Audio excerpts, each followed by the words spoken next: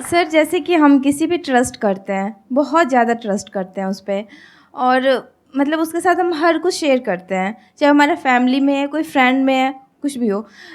जब वो एक बार हमारे ट्रस्ट को हर्ट कर देता है, वो हमें बहुत ही बुरा समझ लेता है और कुछ भी कह सकता है वो कभी भी।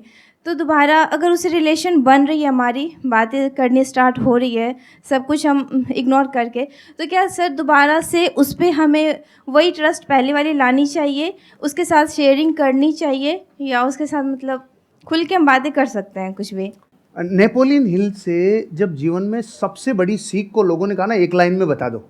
नेपोलियन वो व्यक्ति हैं जिन्होंने 25,000 से ज़्यादा लोगों के ऊपर कई वर्षों तक अध्ययन किया, और फिर एक व्यक्ति राजस्थानी मारवाड़ी गया, उन्होंने कहा साहब हमें पूरा ज्ञान नहीं चाहिए, एक लाइन में बता दो, एक लाइन में बता दो। तो उन्होंने पता है क्या बोला? डोंट टेक इट पर्सनली, दिल पे नहीं लेना, दिल पे नहीं लेना, क्योंकि रास्ते में तो स्क्रैच होंगे, हम इमोशनल हैं, हमारे स्क्रैच तो होंगे, लेकिन अगर दो लोगों को अर्धनग्न करके दौड़ा जाए, एक को तेल लगा के और एक को सूखा, तो मिट्टी ज़्यादा कौन लाएगा?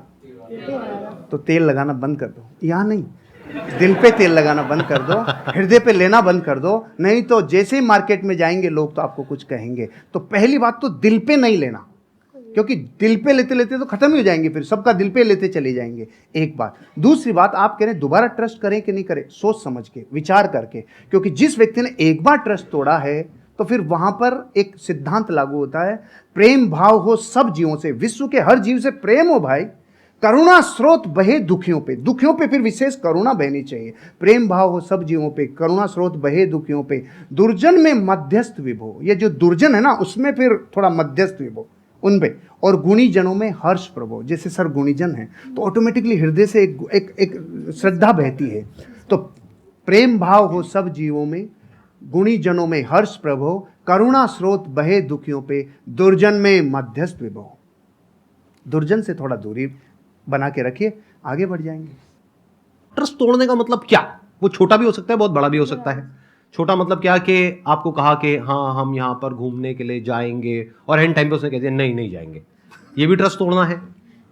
और एक है कोई बड़े लेवल पे ट्रस्ट तोड़ना, यानी कि आपकी शादी हो गई है और कोई तीसरी बीच में आ गई है, I am just giving an example. या फिर उसने पैसा आपसे लिया बोल करके कि 15 दिन में दूंगा या दूंगी, और बहुत पैसा आपसे ले लिया जो आपने कहीं से अरेंज करके दिया, उसके बाद में आप उसको फोन कर रहे हो, फोन ही नहीं उठा रहा है, 1 महीने तक 2 महीने तक, एक आध बार ना उठाए तो हो सकता है कोई जेन्युइन प्रॉब्लम हो, बट आपको समझ आ गया उसकी नियत ही नहीं है पैसे वापस करने की।